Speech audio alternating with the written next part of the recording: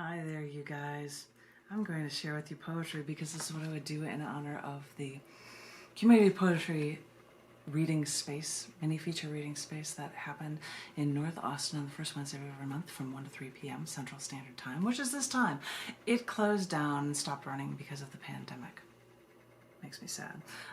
But even the host of this space, Tom Woodruff, was appreciative that I am keeping the spirit alive by doing these readings.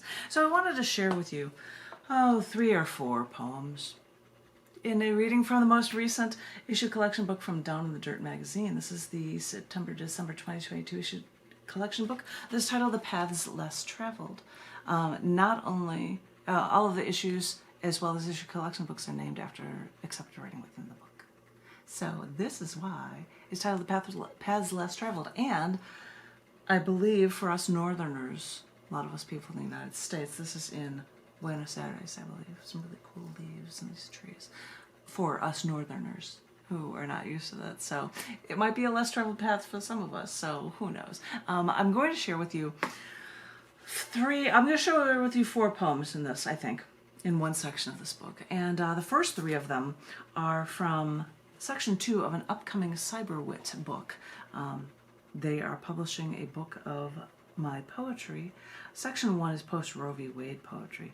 Sections 3 and 4 are reflective of the first book in the Old Testament and the last book in the New. But there are a couple poems in section 2 which is about creativity, pain, death, suicide. And I'm going to share with you 3 poems that are going to be from that section of the book as well. The book is titled Testament. And why am I showing the cover this way? Because the book's not done yet, but I can be excited and show off the cover if I can get this thing to show up, because the cover was just approved. And I'm so excited about this cover. I'm just such a child this way.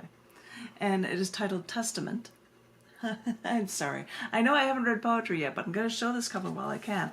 These appear not only in Testament, but also the Down in the Dirt issue collection book titled The Paths Less Traveled. That's kind of cool. And I hope you guys enjoy them. This first one that I am going to share with you, as I said, these are about suicide things because I wrote a few poems about a poet friend of mine, C. Ra McWhort. And these are poems about him that I am sharing with you. And I'm finding it in the book right now, which makes me very, very sad. This is titled Elixirs of the Gods. I met my God. Okay, he wasn't my God. I was the one who had the power, but he came to me in letters. And after reading his verse, I wanted to share his word with the world. After I continually shared him, he, of course, reciprocated as any proper God would. Until I, after traveling the world thousands of miles, I finally came to him. You know, when you finally meet your God, your Sun Ra, you expect everything to be holy, surreal, a true gift. And after losing a loved one on my journey, it was a relief to finally be in his presence, to talk in earnest, all while he gave me wine stronger than the gods themselves. But on one occasion, pain of poets came through in violence when gunshots flew over my head, and my pain came flooding back to me as I once again felt lost and afraid. Elixirs of the gods were a welcome relief, especially when straight from the Sun Ra God himself.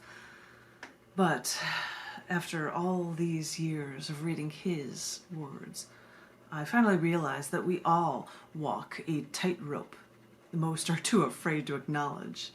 Yes, we see the beauty in all, but we also far too clearly see the pain. Life can be beautiful, can be wondrous, and still, for those who fully understand, your life force can be stripped from you, even your soul, ripping you of your consciousness. And after that, you then spend what little time you have left trying to put your life back together, trying to give life meaning, trying to make your soul whole.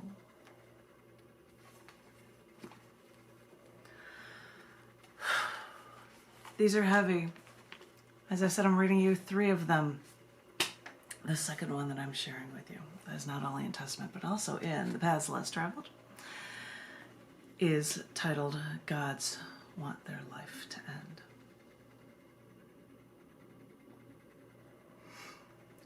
When you are in the presence of a God, you think you'll learn all the answers. You think you'll feel above and beyond.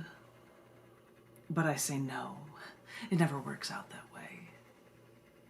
Because when we see that sun ray, where it's all supposed to be different, do you realize that the God is just a poet, sharing their victory and their despair? We recite verses from memory and think this makes a difference, but we forget what lines we're spouting and forget the verses that truly matter. For before I made my first pilgrimage, I received letters from my poet God as he poured out unto me his pains. Some gods want their life to end, too. He shared his anxiety of having to lead a normal life after witnessing the atrocities of his world that left him in despair and shame and guilt and sorrow. And don't forget his hopelessness in order to get an ounce of attention. But I've learned the mind of a god is not unlike the mind of a poet. For you know your soul still has more work to do, more to accomplish. And isn't that the pain of every god, every tormented poet?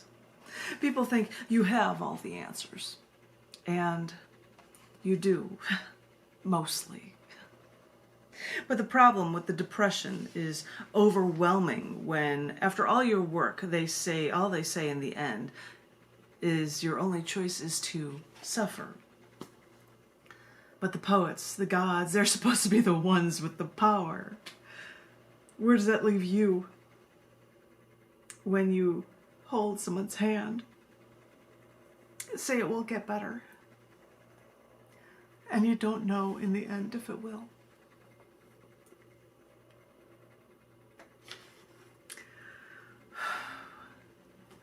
This is getting hard, you guys.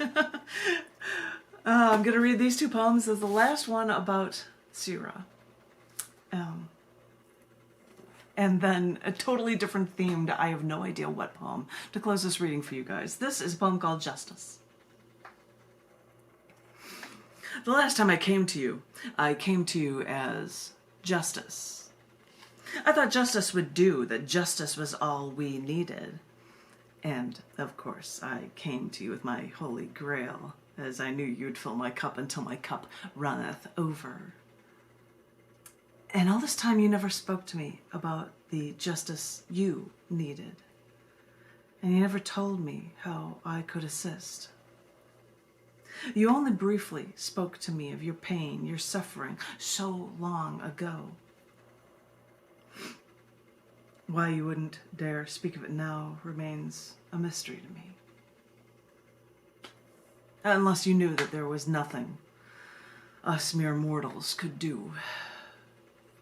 So I tromped around, holding my scale, speaking of justice for our United States when our soldiers are poised to attack, since that's all us Americans understand as justice now.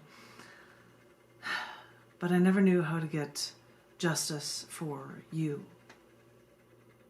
when in the end, all you do is refill my cup till it ran over.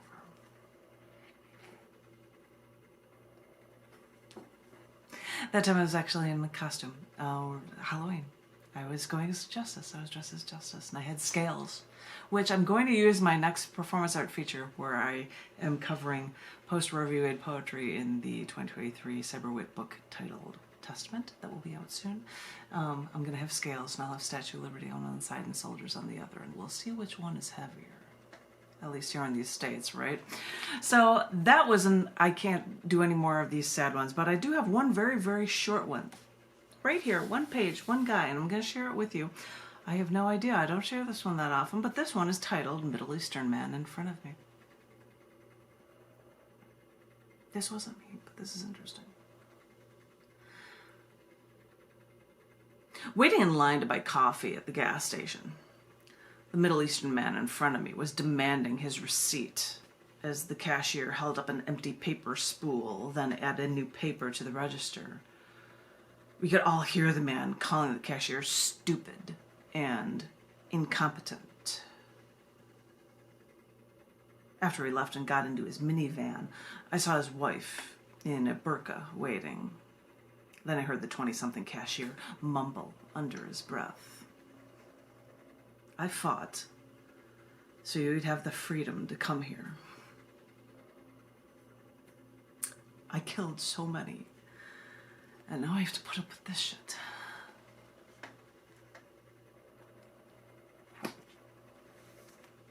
Slice of life, ending piece for you. And the one little section there. I hope you guys enjoyed that reading. I want to thank each and every one of you because it is approaching the end of the time that is allotted for the community poetry reading space.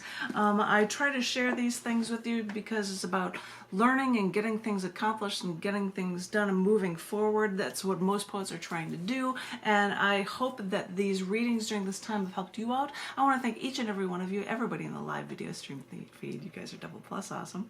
And I want to thank everyone that comes for later YouTube readings, and I hope you guys enjoy the books as well. They're available from Amazon.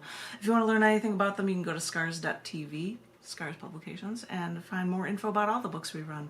In the meantime, thank you all for listening. Thank you. People are showing up late, and I was just about to close up this reading, you guys. Check out past live video feeds because this is done during the community poetry reading space, which ends in just a few minutes, and I just finished my last reading for this time.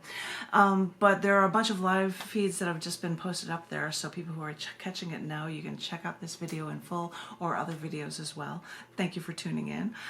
Thank you for being interested. Thank you for being creative, because I've enjoyed sharing from these issue collection books like the Down in the Dirt book, The Paths Less Traveled, or the CC&D issue collection book, Unable to Escape It. And actually today there were 2 issue collection books.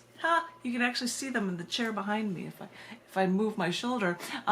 New issues of CC&D and Down in the Dirt magazine have also been released. I got to share with you poetry from those, as well as women-themed poetry from Shattering the Glass Ceiling, and some science things. You guys missed out on science ones when I did periodic table poetry because I decided to write a poem for every element, and people have been sending material from elements, so they've been following up with long poems as well as Twitter length ones, thanks to suggestions from poet friends of mine, chemist friends of mine, to enter a contest, which I won, which was cool. So there's a lot of stuff to be able to cover in this 2-hour reading space I've been able to share with you. I want to thank each and every one of you so very much for coming. Thank you for being creative. Stay strong. If you haven't been vaccinated and you can, how dare you?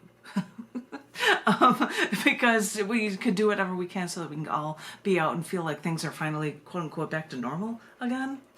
So stay strong, and most importantly, stay creatively inclined, because I think a lot of times the poetry like this is stuff that we need to keep us sound and keep us stable with everything that's going on in our world. So stay strong, stay creatively inclined. Thank you all so very much, and I look forward to hearing from each and every one of you very, very soon. Thank you all from Janet Kuypers. Thank you all so very much. I'll talk to each and every one of you very soon. Thank you.